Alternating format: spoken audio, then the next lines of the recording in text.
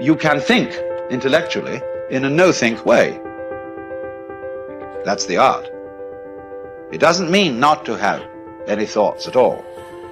It means not to be fooled by thoughts, not to be hypnotized by the forms of speech and images that we have for the world, not to be hypnotized by them into thinking that that is the way the world really is. Don't let words limit the possibilities of life. The easiest thing I've done was to get out from under the labels and to live the life that I live. The most difficult thing I've ever done was to believe that I can do it. When you don't know what's impacting you, and it's something that's holding you down and you're not aware of it. You live in a dominant culture that is designed to destroy your sense of self and your belief in yourself, and you have to learn ways in which you can begin to connect with this power that you have within yourself to handle where you are. The key is to be constantly in a perpetual process of discovering the truth of who you are and fighting constantly to look for ways in which you can escape the inner conversation. Now it's the mental game. And that's where people get lost in life, get lost in that next level. You must get your fucking self out of the fucking sewer. No one's coming in the fucking sewer to get you. It's dark, it's nasty, there's rats down there. It's your brain. You are the only person that can pull yourself out. The easiest thing in the world to do is to complain. The easiest thing in the world to do is to be negative. It takes work to have a perspective that see things on the right side of the coin. You gotta fight for that. It takes work to show up every single day, and when things are not playing in our favor, to say, you know what, man, I'm gonna still show up, and I'm gonna give everything I got to it because I value what I'm a part of. It takes work to have the right perspective.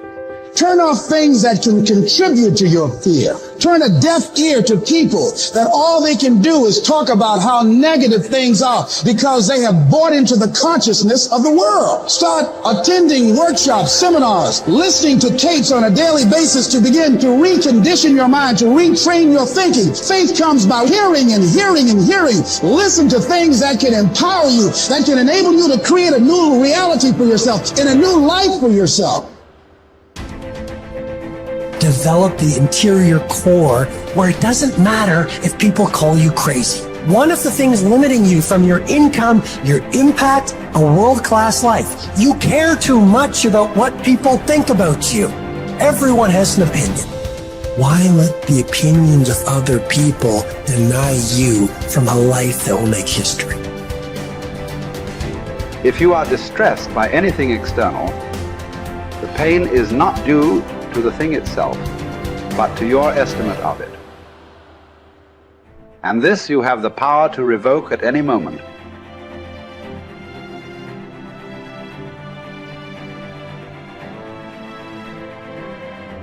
To Epictetus, all external events are determined by fate and are thus beyond our control, but we can accept whatever happens calmly and dispassionately. Individuals, however, are responsible for their own actions, which they can examine and control through rigorous self-discipline.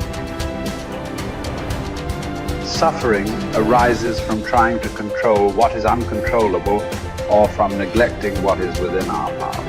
As part of the universal city that is the universe, human beings have a duty of care to all fellow humans. The person who followed these precepts would achieve happiness. If you choose, you are free.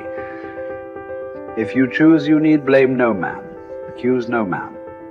All things will be at once according to your mind and according to the mind of God.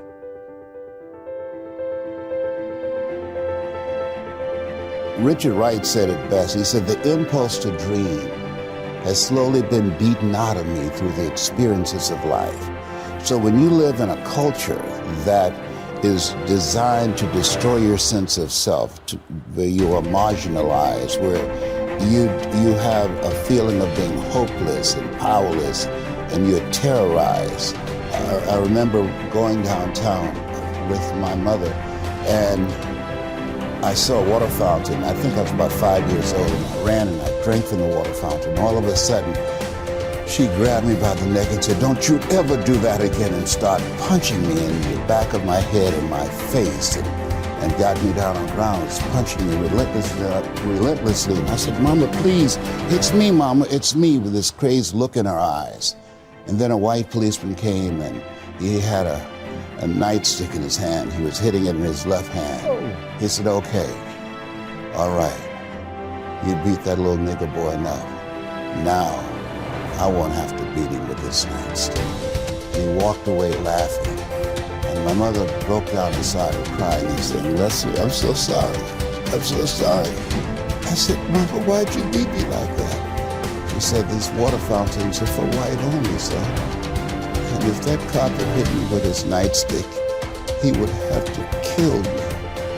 I fought him till he killed me, and I left you and your brothers and sisters by themselves to raise themselves. I'm so sorry." And the book called Learned Optimism, Seligman talk about the fact that between ages 0 and 5, we determine what's available to us and what's not available to us. And so that was a defining moment. I knew there are certain things I could not do, certain places I could not go. They used to have signs on Miami Beach that said, "Jews, dogs, and coloreds not allowed." And so now you have to operate within the constraints of the dominant society and the things that they've created for you. And it's a challenge to see yourself beyond that and to work to get outside of that, even after those laws have changed, because that has become so much a part of you.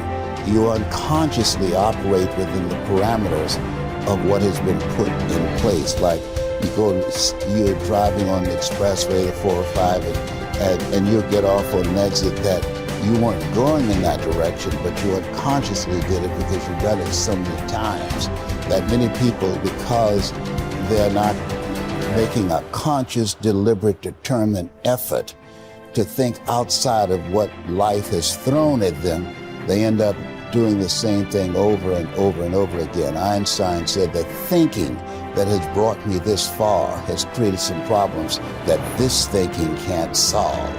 And so through relationships, through reading, through studies, through goals and dreams beyond your comfort zone, it allows you to begin to live out of your imagination as opposed to out of your history. Disney said, the imagination is a preview of what's to come.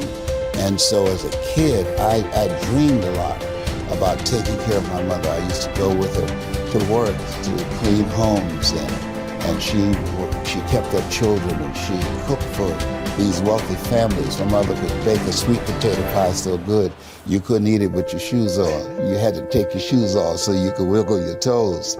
And I used to look at these big, beautiful mansions and said, "Mama, what is it, Leslie? When I become a man, I'm gonna buy you a big, beautiful home just like this." "Oh, you don't have to do this." I said, "I know, but you didn't have to adopt us either." And you did. And so I'm here with you because of two women. One gave me life, the other one gave me love. God took me out of my biological mother's womb and placed me in the heart of my adopted mother. And because of her example and my love for her and the passion that I felt in my heart, I've got to do something to make her proud. I've got to do something to put myself in position to be able to take care of her. That drove me. Nietzsche said, if you know the why for living, you can endure almost anyhow.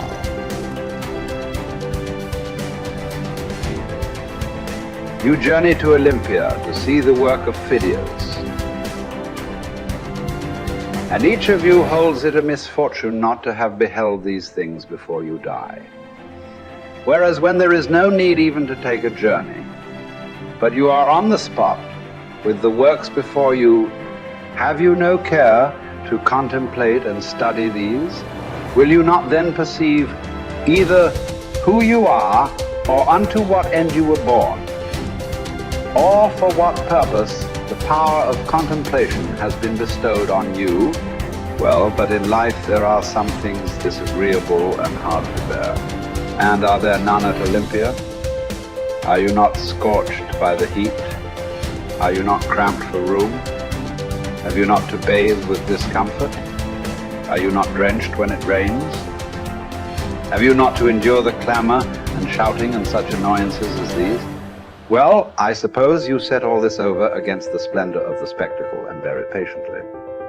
What then? Have you not received greatness of heart, received courage, received fortitude?